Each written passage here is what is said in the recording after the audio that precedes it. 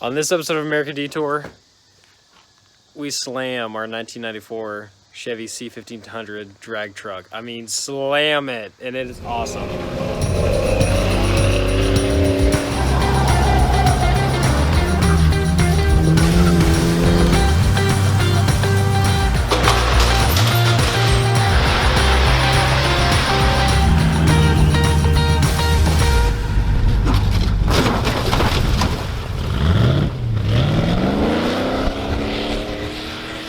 It's engine assembly time. We've got 2 pistons in so far. We've got 1 and 3, and I'm gonna continue putting in these pistons. I started on it last night and I got pretty tired, so I didn't get a whole lot further than just this. So I don't think I even said this in the last episode. I bought some high compression hyper-eutectic heads from Summit Racing for this motor. I don't think I even said that, but I've got them back from the machine shop on the connecting rods and everything. And we're getting ready to start putting in all of our pistons. Got the pistons all here, all the piston rings are in them. And then also, my cam did come in. I sat it in the engine already. It's a 292 comp cam, which is like a 501 lift, 501 lift, which is like massive. Also, I just got our ARP head bolts and some gasket maker and some, rags or whatever. And also, the color we're gonna be painting this engine.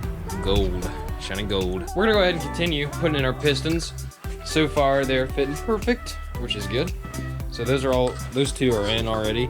They're fitting in there nice and good, like move around just like they should. That one does as well. So keep doing that, and then once we get that done, I'll update you and we'll probably set those heads on here.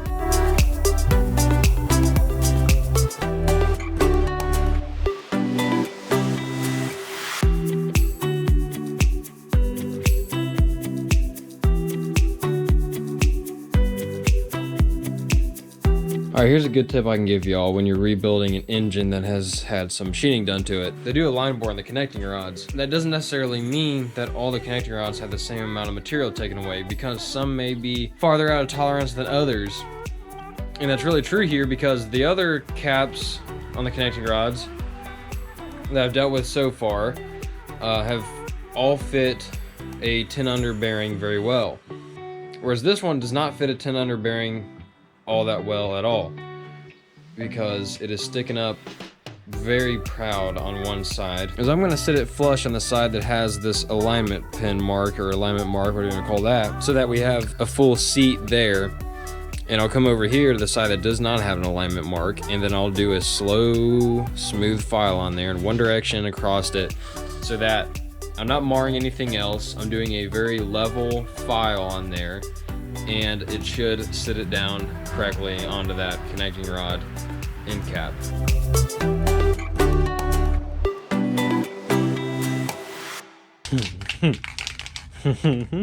Demo mat might have gold 50 cals and silver El Caminos, but we're about to have a gold small block Chevy, which it's actually a lot less cool than either of those, but he doesn't have one of these, so I'm claiming it.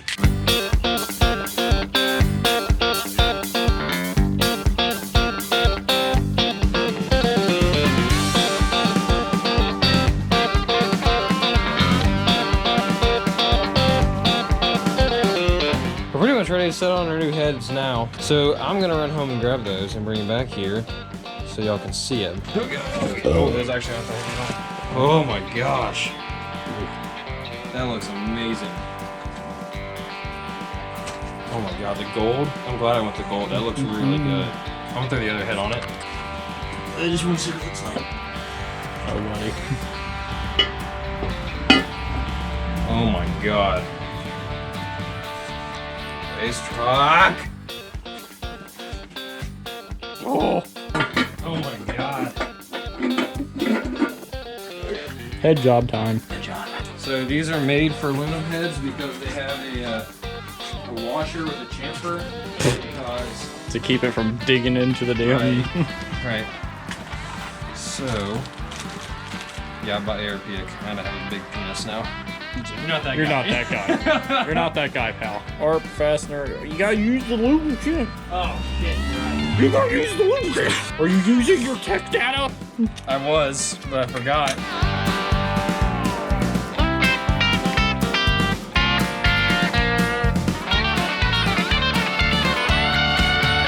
Intake is all on, and it's these gaskets lined up like garbage, but they lined up decent enough. But now these are old push rods that actually look to be the correct length. We also got the heads all bolted in and torqued. These ARPs are specific to aluminum heads because I have a washer and a chamfer on the head bolts, and we also have to put on these guides and the studs for the rocker arms.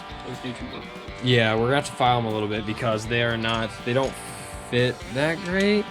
Which, I mean, you can expect that when you buy stuff that are all working not together. They're like not all from the same brand. So beautiful. These are 1.6 lift rocker arms, roller rockers. Look how beautiful these are. Look at that. And they've got the oiling hole where the push rod comes in, which will then in turn come out of here with oil, and also there's oil that comes out there that lubes the roller. Oil comes out of here that also lubes the roller and everything. These are beautifully made. They're awesome. I love them. This is the part I think I'm most excited about. I think most of the viewers, you guys, are most excited about also, is the lowering kit, because we decided we're actually going to do a lowering kit on this truck and not just like a 2-4 drop, you know, something super simple to do. No, we're doing a full 4-6 drop in this thing, so it's level and pretty freaking low to the ground. So I got this off for Summer Racing. This is, I have not figured out how to say this yet. McGoughies, McGoogles. Haven't figured out how to say that yet, but they sent me two stickers, so they must be cool people. So this box has all the bracketry for the flip kit, new front springs. These are 2-inch drop springs for the front of the truck here.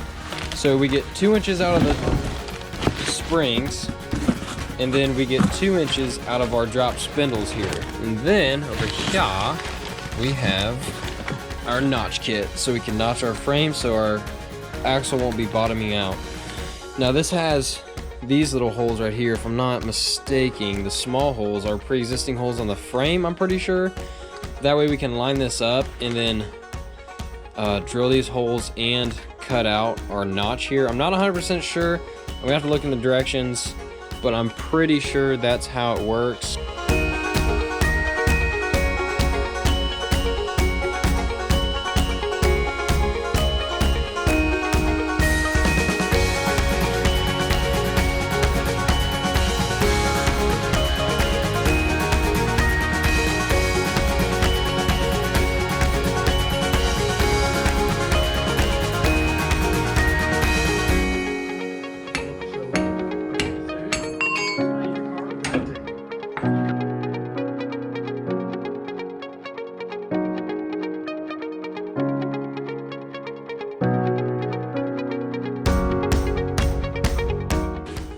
Not 100% sure if I trust this spring compressor, so I'm gonna go real slow.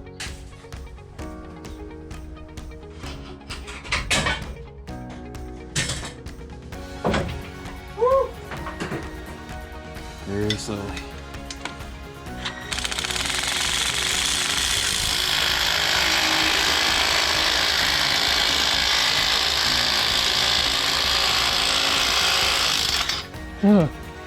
God, I hate freaking springs, man.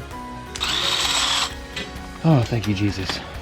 Look how much shorter our new spring is compared to the old spring. If you notice, so it is about 2 inches shorter, actually, like legitimately 2 inches shorter than this spring, but it has a tighter coil. So that's probably gonna give us about the exact same ride quality as the old spring, being that it's shorter physically and it has a tighter coil. So meaning, sometimes you get springs that are the exact same height as the old one, but they have a wider coil.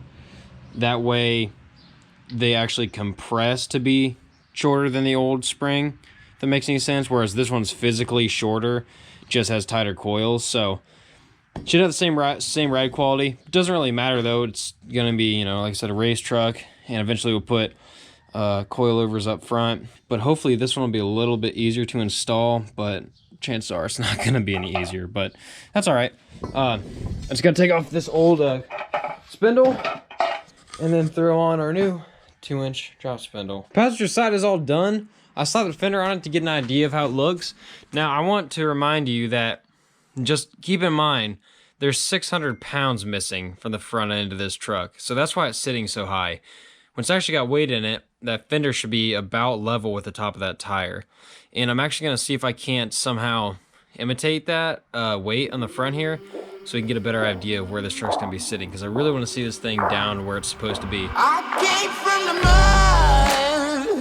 there's dirt on my hands, strong like a tree. Someone explain to me how this happens. Well, I can tell you how it happens. These are rough country shocks.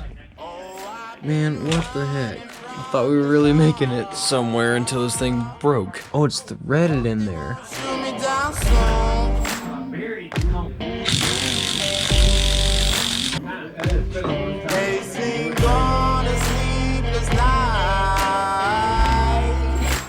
Try to catch me howling at the moon.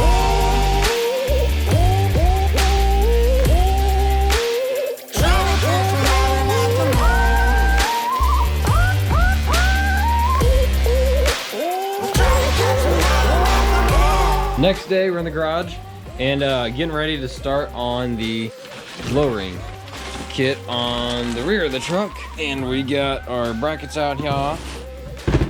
And let's see here, let's get everything out. I want to get everything out so I can see what we're working with. We're getting ready to take out the axle. I've got the shocks disconnected, the brake lines all disconnected and such. And I realized something, if you're gonna do this same drop kit on a long bed, you're gonna have to unbolt the bed and lift it up, because you're gonna have to cut out or grind down this like spacer on the bed rail so you can actually slip over the bracket once you have it all cut out and such. So that's one thing to keep in mind if you're gonna do this. I'm gonna cut the U-bolts off here. I got some new U-bolts to make it easy because they're pretty rusty under here, and I just don't feel like reusing that and have to go through that bolt crap. So got a jack underneath it. So I'm gonna start cutting them. Then we'll drop the axle out from under here, and then probably gonna have to unbolt the leaf spring from there and drop it down, which is not gonna be a fun task in any way, shape, or form. But I want to be able to do this without having to drop the axle or drop the leaf spring, but I think I'm gonna have to regardless. So there's that.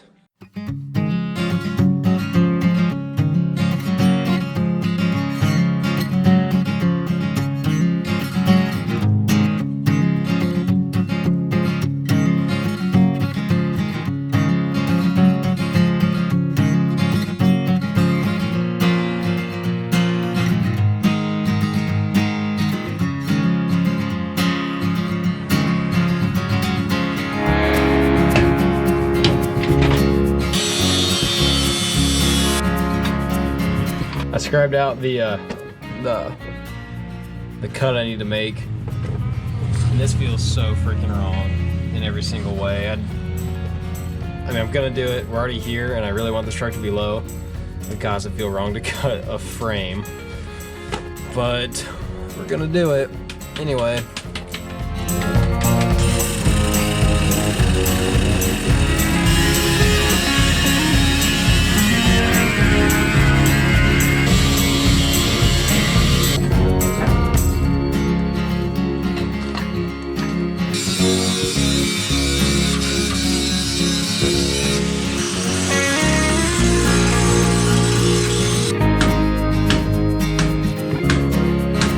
Finally got it all on. So it lines up pretty freaking decent, and just cutting it out is kind of a pain in the butt, but grounded enough, you get it to fit pretty decent. It's all on there. All you gotta do now is start drilling and bolting this thing on there nice and solid. Got the passenger side all bolted in, and I'm gonna go ahead and do a little bit of a small little weld there on each side. And if you saw the last episode, you'll know that I have terrible welding skills. But let's see if it is any better on thicker metal. Probably not, but we're gonna give it a shot here. This welder seems to be do good on thicker metal, but we'll take a look here. I just want, like, you really don't have to do it, but I want as much strength in this as I possibly can. So we're gonna bead on each side, like I said, the driver's side and the passenger side, and just so we have some extra security, just feel better about this.